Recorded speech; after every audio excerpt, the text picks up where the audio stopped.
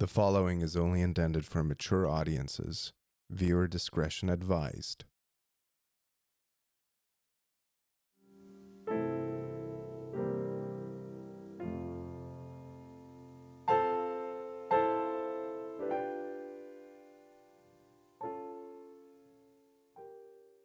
Okay, well, first off, I want to thank you guys for coming out tonight.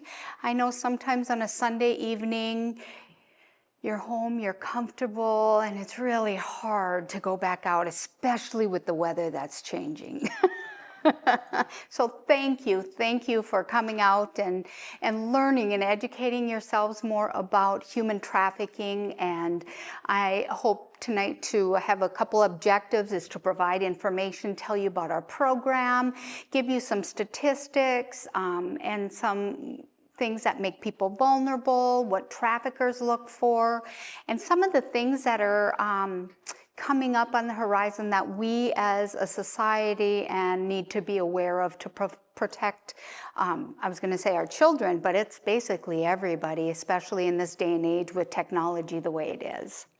So a little bit about myself. My name is Shelly Paul. And I had worked for the state of North Dakota. I have a master's degree in social work and also a licensed addiction counselor. I started pretty much working for the state of North Dakota right out of high school. And so I worked almost 25 years at West Central Human Service Center. And then the last 8 years of my career was with the Department of Corrections. I oversaw the behavioral health department at the North Dakota State Prison, the maximum security prison. And my husband had some health problems and I was eligible to retire. So I did take advantage of that, but I knew I wasn't done working. So I just needed something a little more flexible. So here I am. And so the good thing about being kind of retired, if you will, is you get to pick and choose on, when you work for the state and you have to work for the state to be eligible to retire, things like that. They kind of tell you what areas you work in, things like that. And so when I got out, I got to kind of pick and be a little more choosy, and human trafficking has been something that has always been of interest to me. And so that is kind of what got me here today. 318 Project is a private nonprofit, so anybody familiar with nonprofits know that there's a lot of fundraising that goes for nonprofits. So there's really no benefits, not real good wages. And Stacy wanted somebody part-time and wanted them to be maybe available during the day and evening. And so I was like, yeah, that sounds like something I could do. So I've been with them for almost 2 years now, and I love it because it is an area that is very meaningful to me. At 318 Projects, anybody have any idea what 318 Project stands for? It is a proverb: speak up for those who can't speak for themselves. And if you think about human trafficking, it fits very nicely. But you know, when I applied for the job, I wasn't sure what 318 Project stood for. So now I always let everybody know what it stands for. So a couple of our missions that we do, one is we try to educate and raise awareness on human trafficking and how it impacts society. We work, and I'll talk a little bit about working with trafficking survivors.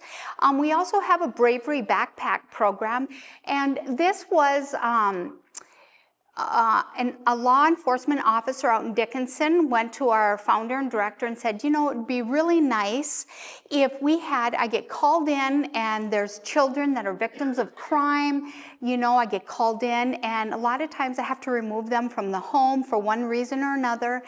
And they don't have any, other than the clothes in the back, they have nothing. And it's so hard for them, first of all, what's happening, and then they don't have anything, and we're going to dropping them off with social services. It'd be nice if we had a backpack that had comfort items, it had some hygiene items, pajamas, socks, underwear, you know, things like that. And out of that, the Bravery Backpack program was born. And some people say, well, how does that fit in with human trafficking? Well, those kids and those youth that grow up being the victim of a crime or growing up in a home where they're having to be removed, or social services, law enforcement involved, we know that they are at such a much greater risk of being victimized because they're very vulnerable. And so it started out ages 2 to 13, and it is now ages 2 to 17. And last year, 318 Project gave out over 700 bravery backpacks to law enforcement, social service agencies, schools, whoever requests them, we do give them out. Empowering human trafficking survivors. I oversee this program, and I thought I wanted something real flexible, and I'm kind of retired, so I don't want to work too hard, So I thought human trafficking in North Dakota. That'd be a pretty cushy job. How many victims could there be, right? Well, my first 2 weeks on the job, I had 10 referrals. And it hasn't really slowed down since that time. And since that time, I have started a group. We have a group for survivors of human trafficking and sexual exploitation. And I have 10 to 12 survivors that attend very regularly. We've recently opened it up also for survivors outside of the Bismarck-Mandan area. We offer it now. They can join us by Zoom. And so it's been working out really great. And so sometimes if they don't have the means to have a laptop or something so that they can join us, we will purchase a laptop and let them borrow it if they want to attend group. And so it has been really, really beneficial. We also provide, when I get a referral, I do kind of an intake, find out what they're needing. We pair them up with a mentor, because we know when people are trafficked, it can be for a long period of time. And as this presentation goes on, you'll learn that traffickers target ages 12 to 14.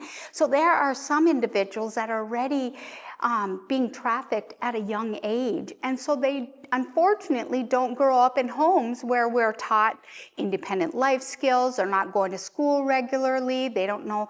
And then when they're trafficked, they don't get to make any decisions for themselves. They're told what to eat, when to eat, how to dress. Everything is dictated to them. So we just work with them. I assign them a mentor, kind of a confidant, a person that walks alongside them and helps them find a place to rent, employment, resume, just all those things to help them get back into society and being able to live free again. Right now, I would say I'm working with 40 survivors on some capacity or others. Some, when they first get out of the life or out of being trafficked, there's really a lot of time and energy that's required. And then as they're out and, able to maintain that job, and building that support system, their needs kind of go down a little bit. But so we do that. And the other thing, if you guys have any questions, I try to keep these as kind of as informal as possible. So if you have a question, just let me know and we can address it right away. Or if you're more comfortable waiting till the end, that's fine too. And then we also, our fourth area is our demand reduction program. And this is a sentencing diversion program for individuals that attempt to purchase sex from adults. So that would be like if they go on Skip the Games is a site where people will try to elicit customers for different sex acts, things like that. And sometimes law enforcement will do sting operations. And so that is an option. Now, if they try to purchase a sex act or something from a child, they are not eligible for this program because it's a whole different legal system, okay? And so as you can, some of the topics that we're going to be talking about tonight, can be uncomfortable. And I'm not here to make anybody feel uncomfortable, but just we all come with our own story, okay? And sometimes we might be talking about something and it might trigger something, it might remind us of something or a friend or whatever. I just want you to know, if at any time you feel uncomfortable, or you're like, you know what, I don't really want to hear this tonight, you don't have to be here. Please know there's no judgment if you're like, wow, this is way too much for me. I'm just not in the right mind space tonight to hear it. Please feel free to excuse yourself. No problem, no judgment, okay? I just, in fact, was it last week? The week before? I don't know, it all blends together. I was up at Wahpeton at their nursing school, and I was doing a presentation, and afterwards this young, I would say maybe 19, 20-year-old nursing student came up, and she was just teary-eyed and crying, and she said, everything you talked about is so true. And she shared a little bit about her story, and it really hit home for her. And when we are triggered by something, a lot of times that's an indication to us that maybe we have some unresolved issues or some things that we maybe haven't processed enough or something like that. So we talked about it and developed a game plan. So I should be over here so that I don't do that. Okay, so last year, statistics for 2023 is we've reached over 100,000 individuals by presentations. We go into schools, we go into churches, we go wherever we're invited. I've spoke to a lot of Lions clubs, Rotary clubs, women's groups, you name it, different agencies, organizations. Really, we believe one of the most important things that we can do is educate people, because we really believe education is one of the things that's going to keep people safest. If they know what to watch for, what to look for, that is one of the best things that we can do. Well, now it's 2024, almost through 24, and there are over 40 survivors now. So as you can see, every year, unfortunately, it's growing. I always say, I don't know if there's more survivors now or if word is getting out that there are programs. 318 is the only program in the state of North Dakota that works specifically with human trafficking survivors, okay? And human trafficking is labor trafficking, sex trafficking, or sexual exploitation. And in a few minutes, we'll go through what the difference is and what that means. And then, like I referenced earlier, over 700 bravery backpacks were given out last year. So this slide, I usually, I don't read it, but if you'd like to, it's up there. But really what it is, people say, North Dakota, we don't have human trafficking, and I'm not going to lie, I was a little naive too. And I don't consider myself a naive person. Working at the prison almost 10 years, I've read and had to deal with some pretty horrendous stories. But it just didn't equate to me. There's individuals incarcerated for human trafficking, but I was so focused on that, I just had tunnel vision, not thinking about, well, they're incarcerated, so of course there's victims out there. And so people say, really? When they say, where do you work? And I tell them what I do, in North Dakota. But I'm here to tell you that traffickers like rural areas. Part of it is I hear that North Dakota's kind of naive. And we're very nice people. So we wouldn't think automatically, if somebody's being nice, that they might have some ulterior motives, right? North Dakota nice, right? We also know that we are a rural state, and the law enforcement is spread pretty thin. I live out in Kidder County now since I retired. And if I see a law enforcement in that area, once every couple weeks I see a sheriff maybe in that town or something like that. But there's not a high visibility of law enforcement officers in a lot of the rural areas. And so there's a lot of different areas that they can kind of get by with stuff without standing out. Plus, we know supply and demand. So there is not as many commercial sex workers in North Dakota as there is in some of the urban areas. So we know with supply and demand, if there is more of a demand and less of a supply, the price goes up, right? So traffickers can make more money. So there are traffickers out there that like rural areas. Human trafficking, what is it? Really, the definition of human trafficking is selling somebody for a good or service.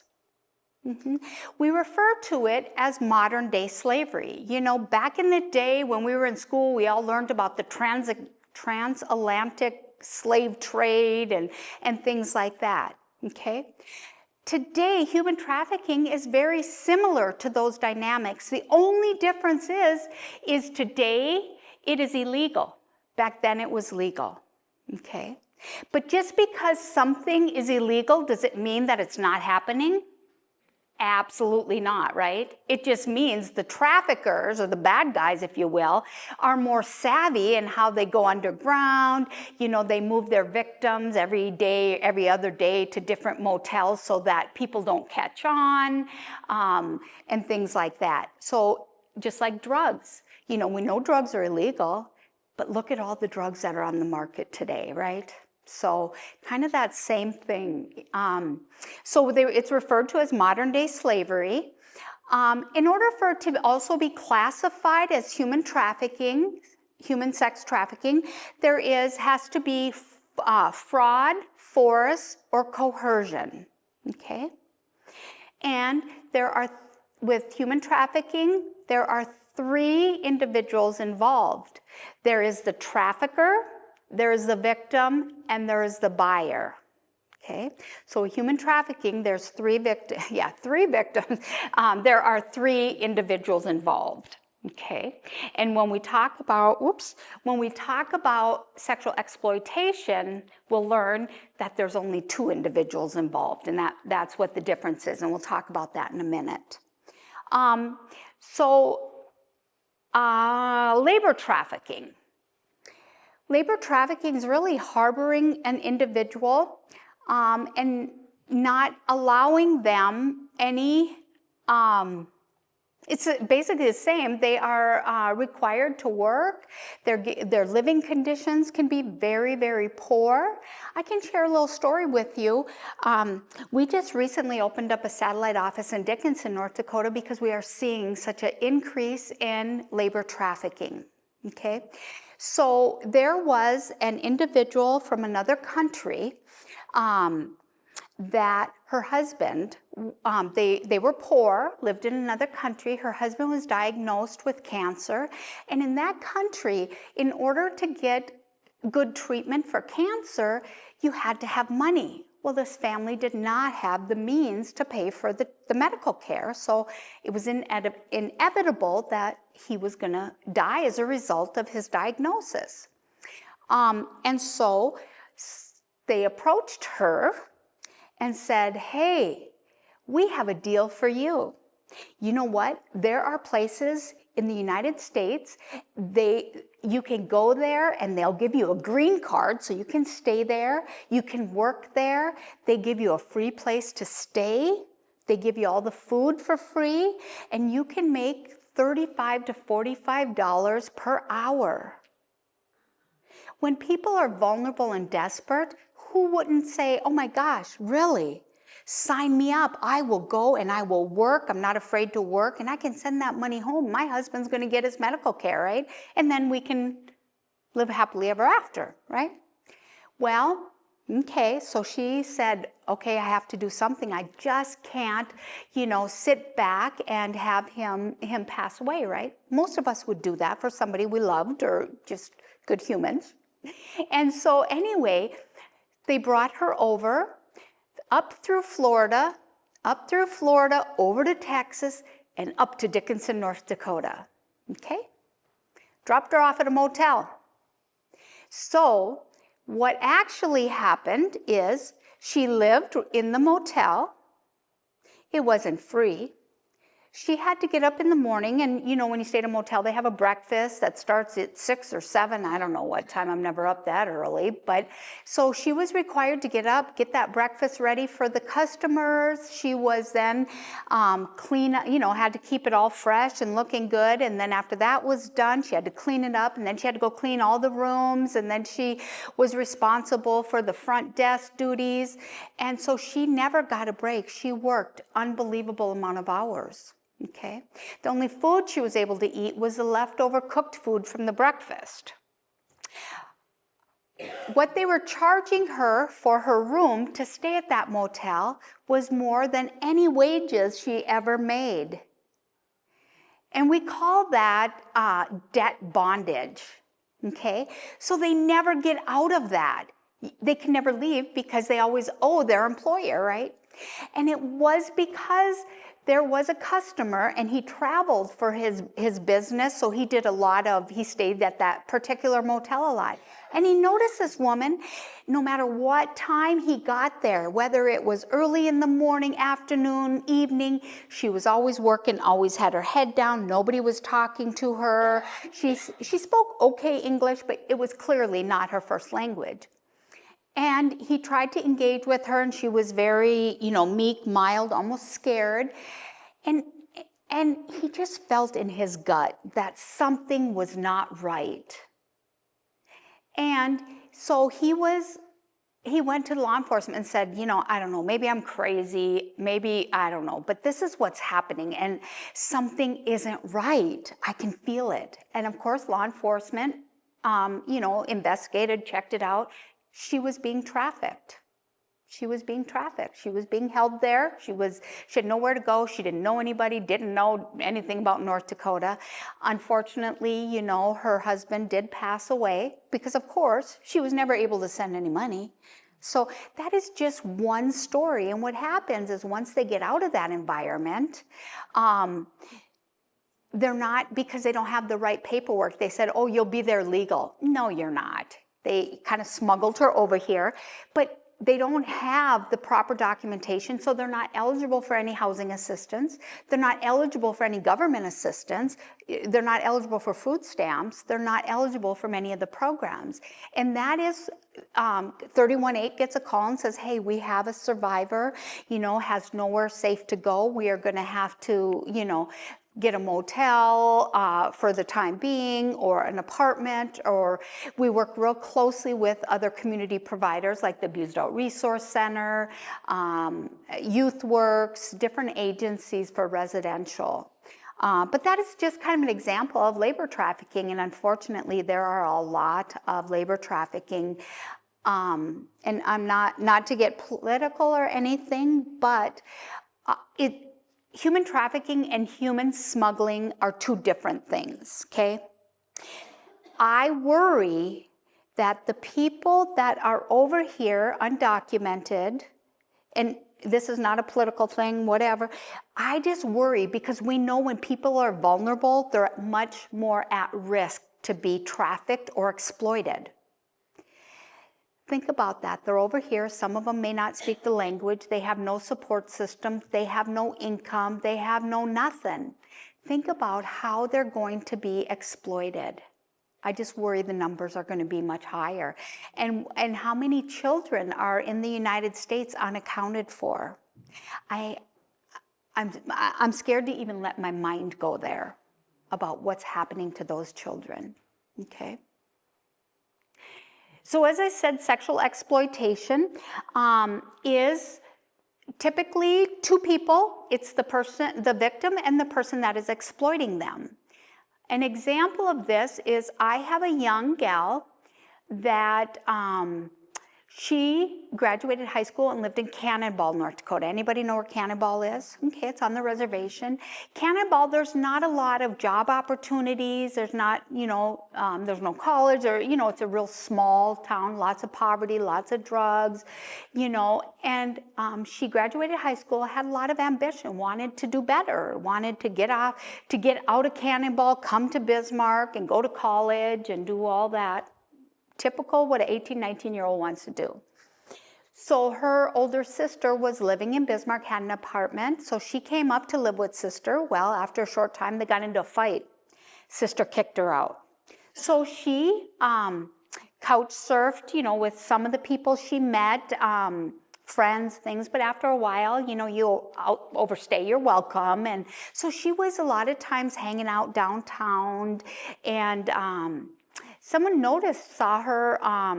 He noticed her a couple days in a row that she was kind of hanging out downtown, approached her and said, I've seen you a couple times, it's not really safe for you to be hanging out downtown. She was beautiful, young female, just gorgeous. And somebody's going to take advantage of you. And this man was, I want to say, mid to late 60s.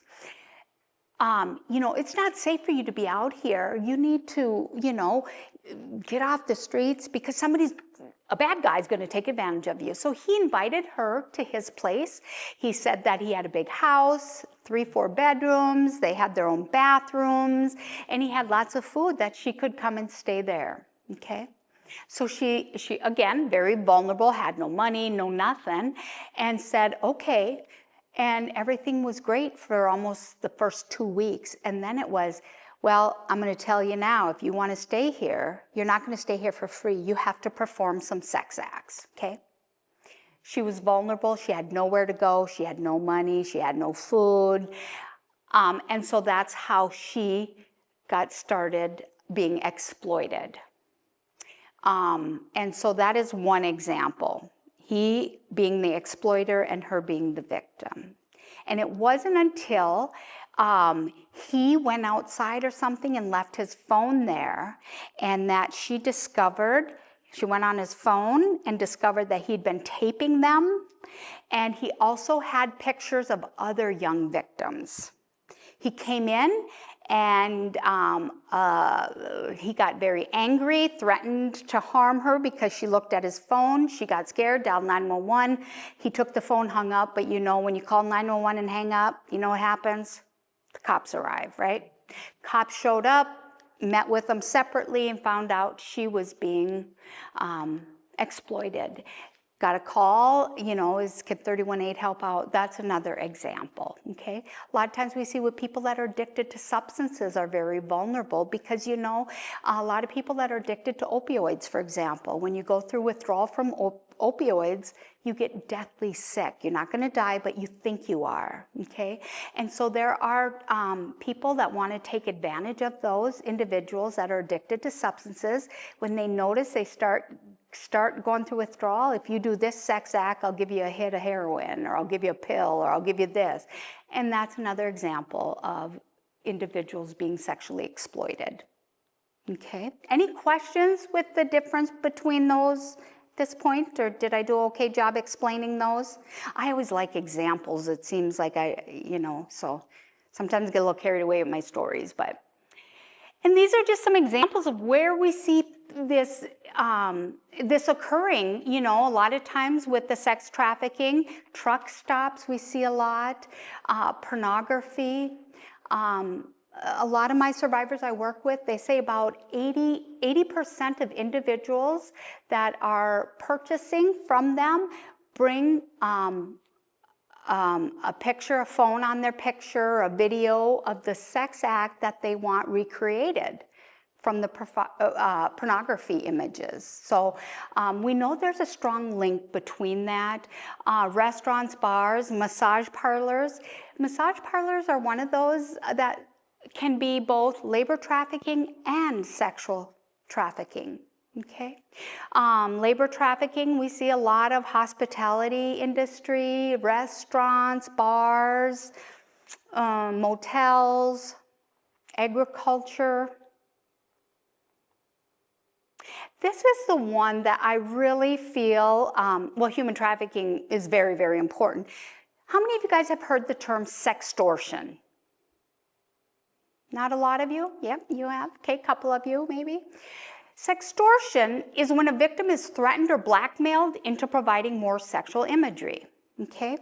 Well, what happens is research tells us that in a child's lifetime, up until they're 18, us as parents spend a total of 43 minutes throughout their lifetime, up till they're 18, 43 minutes talking to them and educating them about the dangers of social media and the telephone and those sorts of things, you know, the technology.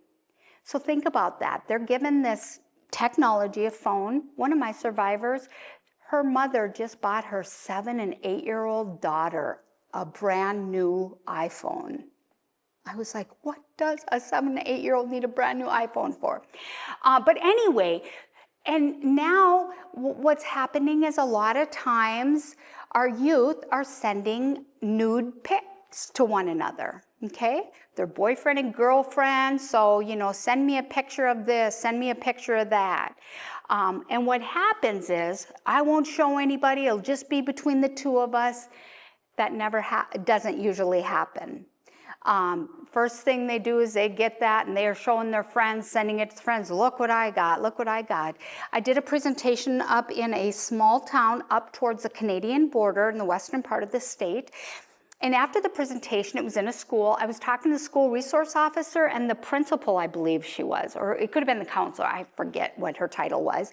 But we were talking, and they had an incident in their school not too long before I had gotten there. And the resource officer was kind of doing an investigation and got permission from the parents to look through these phones. I don't know all the details of what happened, but he told me that on one young male's phone, he was kind of a popular kid, he had 22 naked pictures of the girls in that school. Yeah. And it was a small school.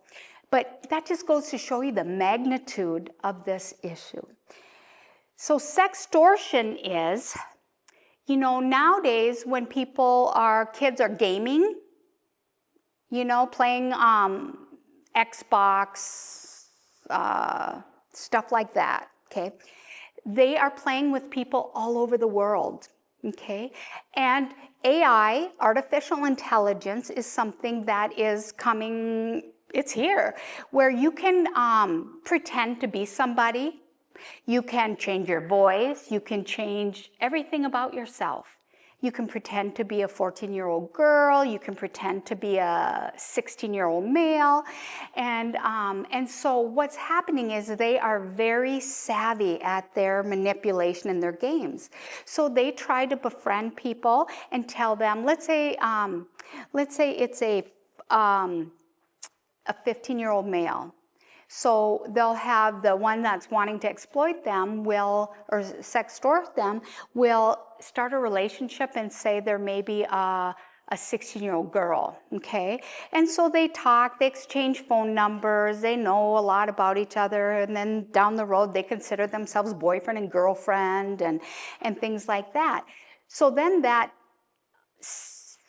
16-year-old girl, but it's really not, it's maybe an older male, let's say, will go online and find a picture of maybe a naked person, okay? And say, oh, I sent you a naked picture of myself, but it's not really who he thinks it is.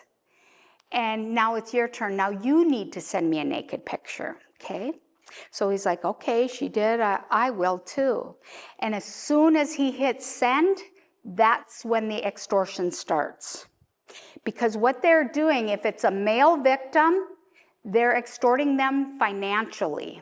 If you don't send me $500, I'm going to send this naked picture of you to everybody in your school, because they have a lot of information about that kid already, because remember, they were boyfriend, girlfriend, whatever.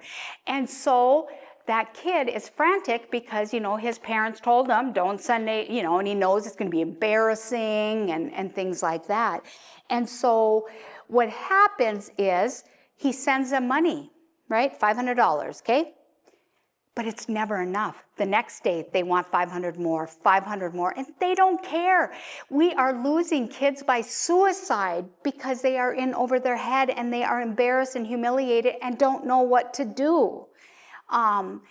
When they are manipulating young females, what they're manipulating them for is more naked pictures and videos of them performing different activities with themselves and stuff like that, because then they can sell those images and those videos for money, okay? Last year, I did a presentation to a youth group out in Dickinson, and it was for the kids and their parents, and the lady that set it up, she come up to me, I was just about ready to start to say, I just want you to know that the parents to the young male that died by suicide because of sextortion is in the audience. And I was like, okay, thanks for the heads up, but we think it can't happen. It is happening. There have been quite a few individuals in North Dakota that have died as a result of suicide because they are being sextorted. Look at these numbers between 2022 and 2023. 16,000 more reports. Can you imagine how many more it's going to be between 2023 and 2024? I bet it's going to be at least 20,000 more reports each year. And then also, that same time period, an average, the Center for Missing and Exploited Children received an average of 812 reports of sextortion per week, and it's only getting worse. Because now we have people from overseas that are able to disguise their voice and different translation programs, and so they are just so clever and manipulative in how they do things. Okay, Instagram and Snapchat were the most, the platforms that were used the most, but other platforms were also used. Scary statistics, isn't it? Very scary. Statistics, these are worldwide. 50 million people worldwide live in modern day slavery, are being trafficked. That's 1 out of every 150 people in the world are living in modern day slavery. Human trafficking is second, it's the second largest criminal industry in the world behind drug trafficking. And the reason it is the second, and I would say it's going to be pretty soon catching up, because why it is so attractive to traffickers and gangs, cartels, is because let's say they have heroin to sell, okay? So they sell that heroin, and at the end of the day, they have their cash, right? They have their money. If they have a person that they can traffic, they traffic that individual up to between 5 and 40 transactions per day. And at the end of the day, they have that money, but they also still have the person. And they sell that person over and over and over again, day in and day out. So they don't have to go even get more drugs across the border, wherever. They have that person, okay? The only way we're going to get rid of human trafficking is if there is no demand. As long as there is demand, there's going to be human trafficking because there's so much money to be made. In the United States, they are targeting our youth between the ages of 12 and 14. Think about some of us are getting old, so it's harder to think about when we were that age, but think about our own kids when we were raising them age 12 to 14, they knew it all. Parents know nothing. We're old-fashioned, we're this, we're that. And they're, trying to become more independent, things like that. So a lot of times they're maybe don't have a real good self-worth or self-esteem and trying to find their way. This is when they're trying to target them. So what can you imagine if I go online and I say, and I'm a 12 to 14-year-old kid, and I'm like, yeah, my parents, they're old-fashioned, they don't understand, they don't get me, and my friends, they just use me. Wow, bells are going to go off for that trafficker. Man, this is a kid that doesn't have that safety net, right? That's a little more vulnerable, going through a hard time, okay? 300,000 new sex trafficked victims each year in the United States. These are U.S. numbers. And then we have some, I'll come back, labor trafficking. I'll talk about this a little bit. I'm not going to get too into this, but we do have a lot of workers in the United States are over here on work visas, right? It's legit. They have jumped through the hoops to get that work visa. So when they apply for those work visa, it's their employer that's responsible for them when they're in the United States, okay? So let's just say that, what if it is the employer that is trafficking them or exploiting them? That's who they have to. So let's say they report their employer. What do you think is going to happen? They're on the next plane back home, right? Okay? And a lot of them have given up everything to come to the United States. Okay? Families have maybe pooled all their money to get them that airline ticket to get here so they can work and make money and maybe send it back to help their families, right? And so it is, if you notice that statistic, 49.2% were foreign nationals holding valid visas. So it's not just those that are over here legally. These are ones that did what they needed to do, that were being taken advantage of by their employers. So what does a trafficker look for in a victim? Okay? They look for vulnerabilities. And I'll tell you, a lot of times these presentations and things like this, it's geared towards youth. But I'll tell you, at any given time in our lives, whether adults, children, even as adults, we're vulnerable. It can be, if we have a mental health issue, if we're depressed, if we ended a relationship, if we're in an abusive relationship, if we have a problem with substance abuse. There's lots of things that make adults vulnerable. I got called to the Burley-Morton County Detention Center not too long ago, and they called and said, hey, we have a 49-year-old female that disclosed to the chaplain that she is the victim of human trafficking for the last 2 years. Would you be able to come over and talk to her? I said, absolutely, I'll be over this afternoon.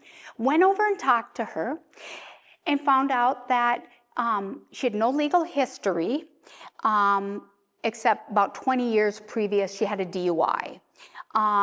She did struggle with substance abuse a little bit in the past and had been clean and sober for 25 years.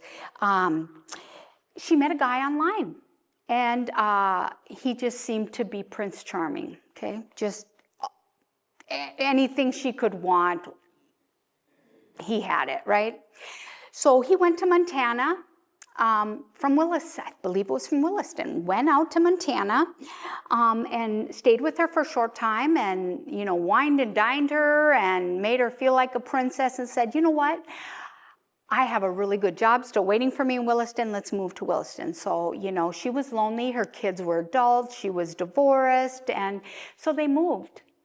And he was not looking for a relationship. He was looking for somebody to traffic. So he started trafficking her. And then he started dealing drugs, or maybe he was always dealing drugs, but he would purchase the drugs and get them sent through the U.S. Postal Service, okay? So who do you think he would send to the post office to get the drugs? Do you think he'd go?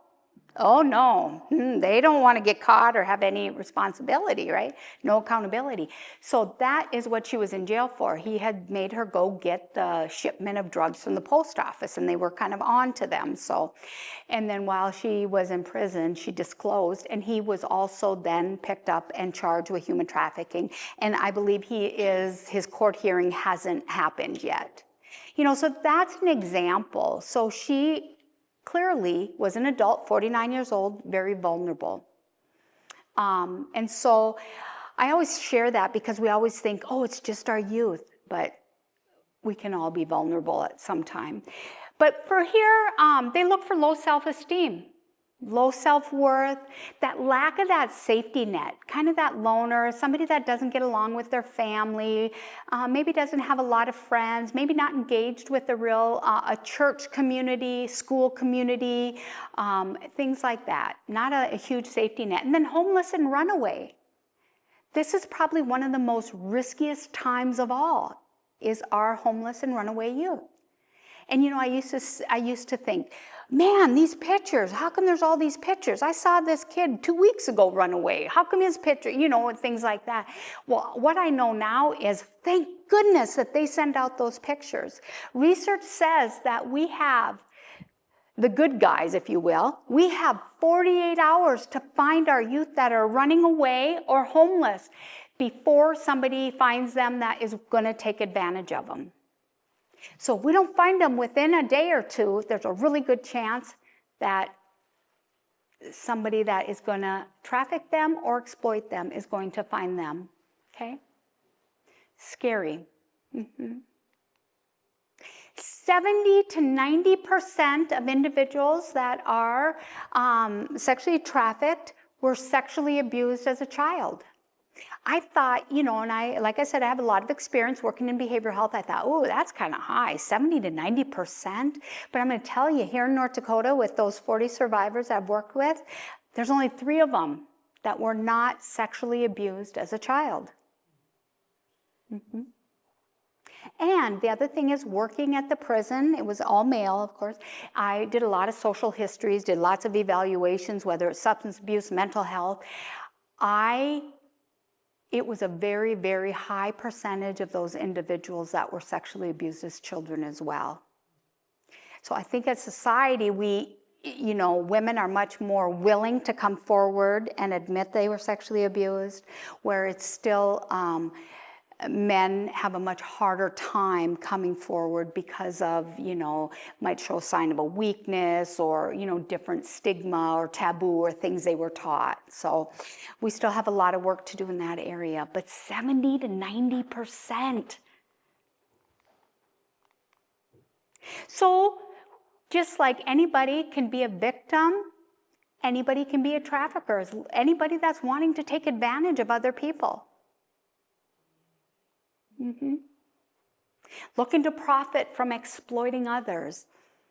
Any male, and some people think females can't be traffickers. That's absolutely incorrect, or exploit others. There are females that are also, just like victims are male-female, traffickers are male-female as well. Adults, minors. 3 out of 4 victims are trafficked online. So typically how it works is the trafficker will say, you need to make $500 today. Don't come home until you have made $500, okay? So they have to, whether it's go and walk in the street, set up, it used to be Craigslist was the where they would advertise. There's a lot of different websites now. Craigslist I don't think is as popular anymore, but there's a lot of websites where they will go and advertise, and of course there's always individuals willing to purchase, okay? If they don't meet their quota, there are consequences, and I can tell you from the survivors I work with, those consequences are severe beatings till almost death. There was in the heydays of the oil boom up in Williston, there was a trafficker that, in this case, did go to court, and he got sentenced to 25 years in federal prison. He had rented out, and I still work with 2 of the victims from that group. He had rented out the whole 1 floor of a motel up in Williston in the heyday of the oil field. And he had about 20 victims working for him, being sex trafficked, okay? He kept them separated. They really didn't know each other. He moved them around. Some would, he would take out to people's places, and they would stay at different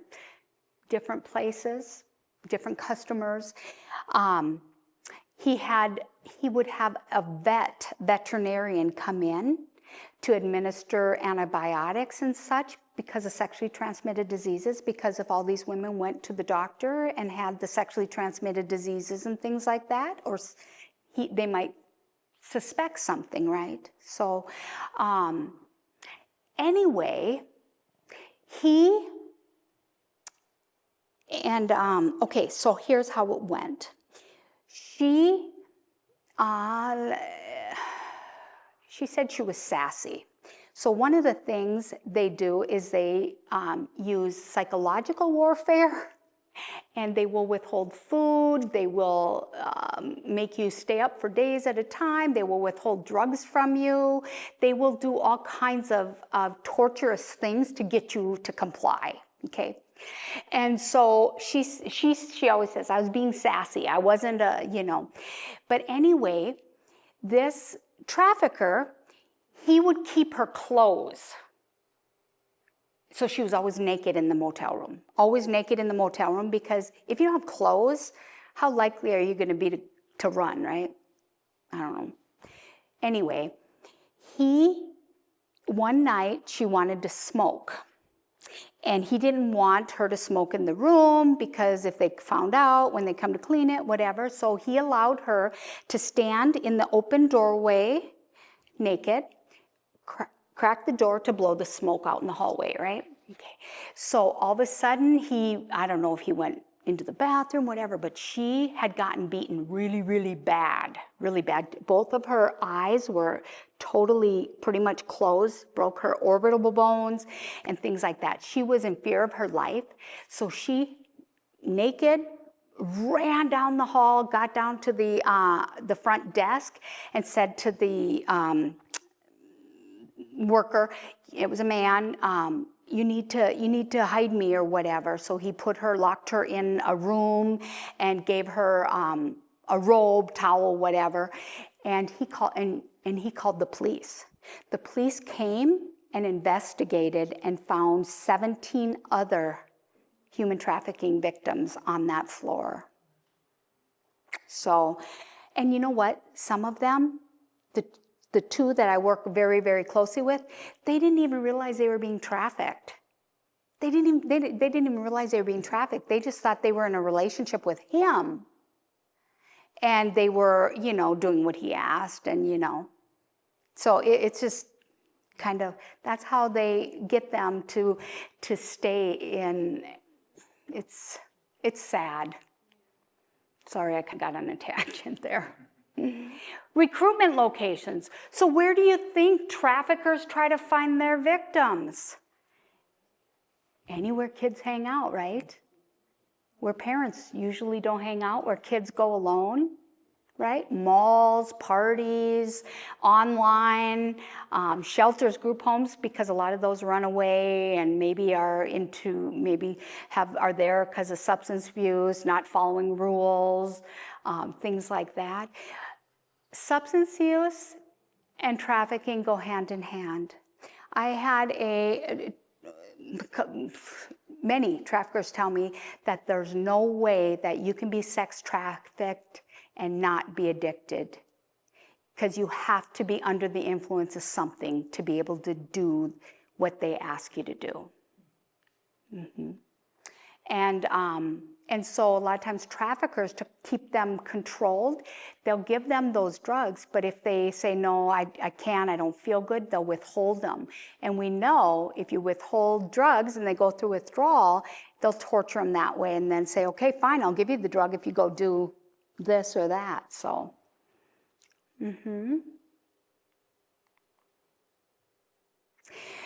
There are, I always get a little, we always talk about red flags, indicators, things like that. Sometimes I worry that we get so caught up in these indicators and red flags that we get kind of tunnel vision. We just look for this thing and go, well, no, it's not human trafficking because this person made eye contact with me, okay? And so sometimes I worry that we may get tunnel vision, just look for these red flags where there might be all kinds of other things going on that we miss. But these are some that we do say, and I did put some information out there. They're indicator cards, and on the front, they have 318 projects information. There's also toll-free hotlines, and then on the back it has, it's just a little card with some of the indicators. Now, we know that traffickers tell their victims what to say if they're asked different questions, so they prep them. So if you're talking with somebody and it's kind of, you can tell, robotic, coerced, things like that, a lot of times they might not make eye contact. Sometimes they will. One of the other things that all of the gals have said and agreed to, lacks control over his or her schedule and or ID or travel documents. So another thing, the one up in Williston kept the clothes to control them, but a lot of traffickers will keep their photo ID. They'll keep, if they have a passport, if they have a birth certificate, if they have a social security card, any documentation, they do not give that to the victim. The trafficker keeps that. If they don't have any documentation, in Bismarck, I think United Way, you need to have a photo ID in order to go to a homeless shelter, okay? You can't get a job unless you have a photo ID. You can't apply for a job unless you have a photo ID, right? And I know I'm working with somebody right now that she doesn't have her birth certificate or social security, but she had a copy of her birth certificate. So we're working, and it is such a process. She couldn't vote, and it just broke her heart because we didn't get it in time. But anyway, so if they don't have a lot of say over their schedule, they don't have any identification, they don't have any money, those are some really good red flags, or bruises in different healing process, because they are abused very, very frequently. Many of them I talk to say they always say, I'm better than a cat. I have more than 9 lives. I should have died many, many times over. So, why is it difficult, for victims to get help? We talked about sometimes victims, they have this quota to make, right? So they have to get out there and they have to walk the street. They have to put ads on. They have to have people come over. They have to go walk into people's houses.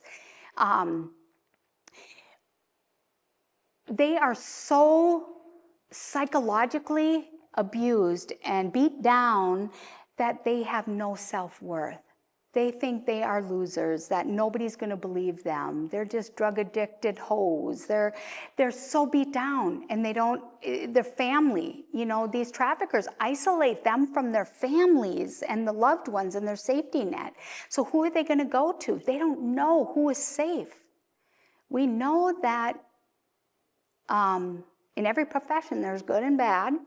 I've had some survivors tell me that they've had police officers purchase sex. They've had judges. They've had this. And you know what I mean? So they don't know who it's safe to go to.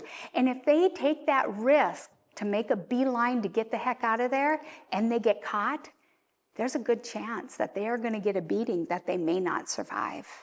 I have one survivor that told me that they were in this apartment. It was a house, but it had different, apartments within that house.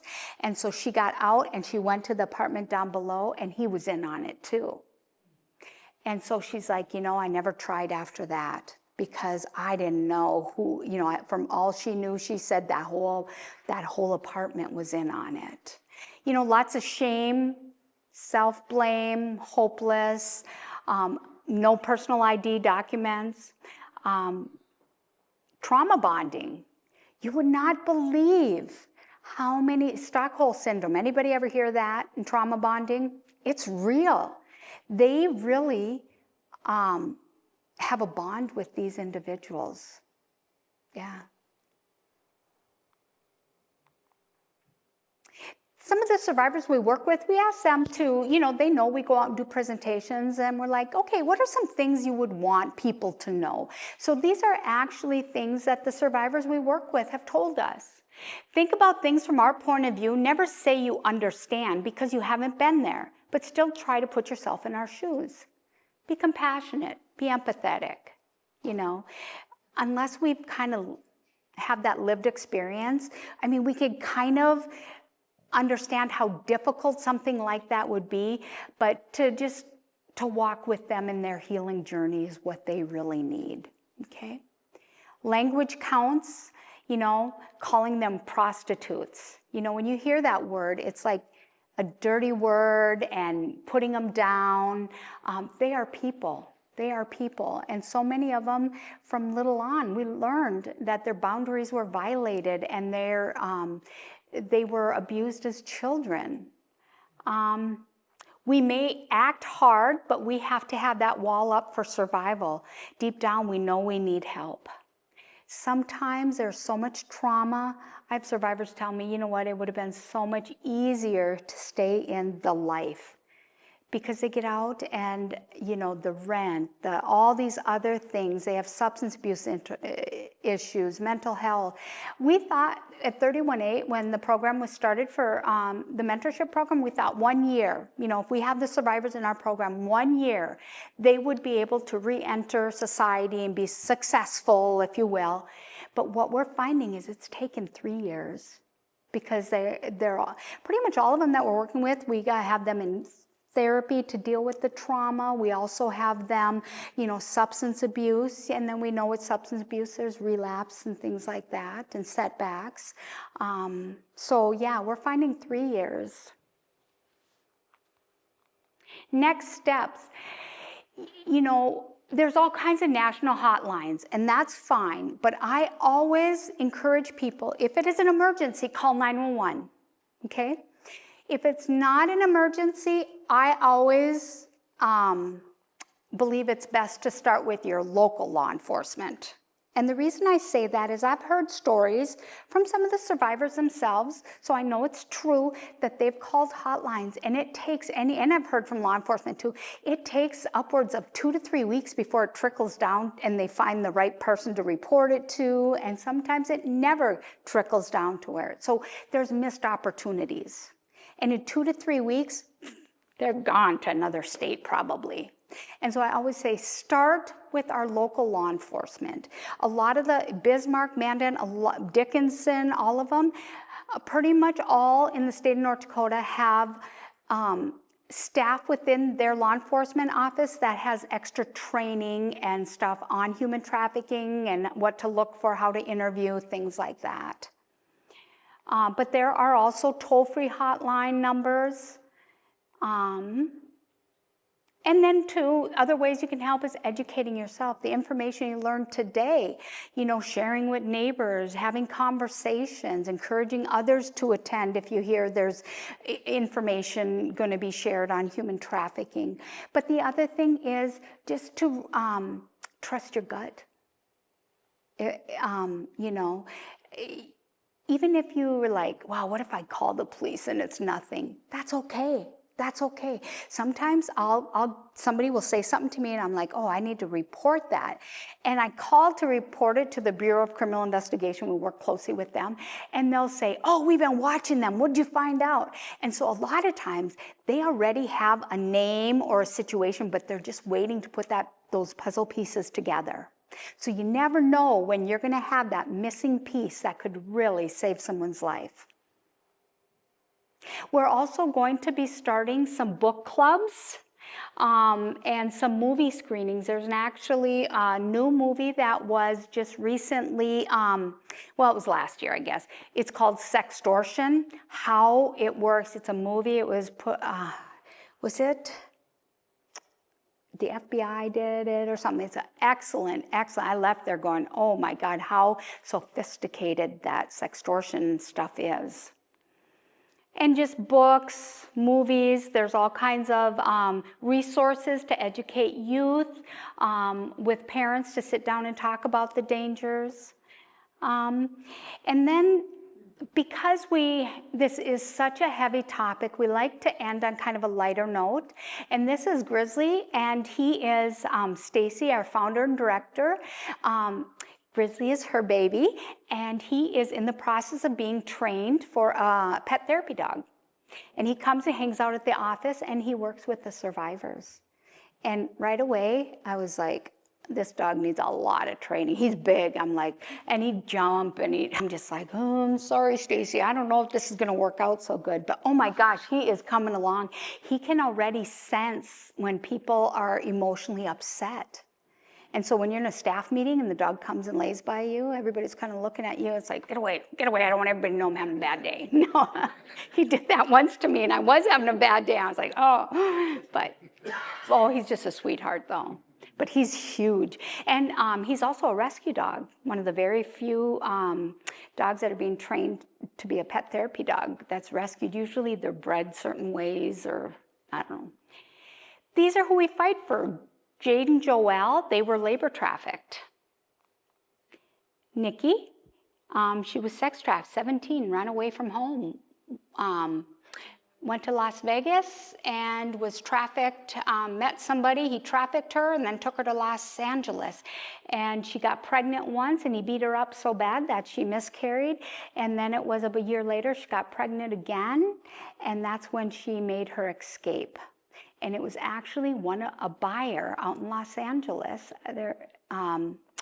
There's a military camp in Los Angeles or something, and he was trying to pick her up to purchase sex from her, and she jumped in the car and said, you got to save me, this and that. And he took her back to the military base, kind of smuggled her in there, and there were 4 or 5 guys that hid her there and treated her very well, called her family and pooled their money and got her back to North Dakota.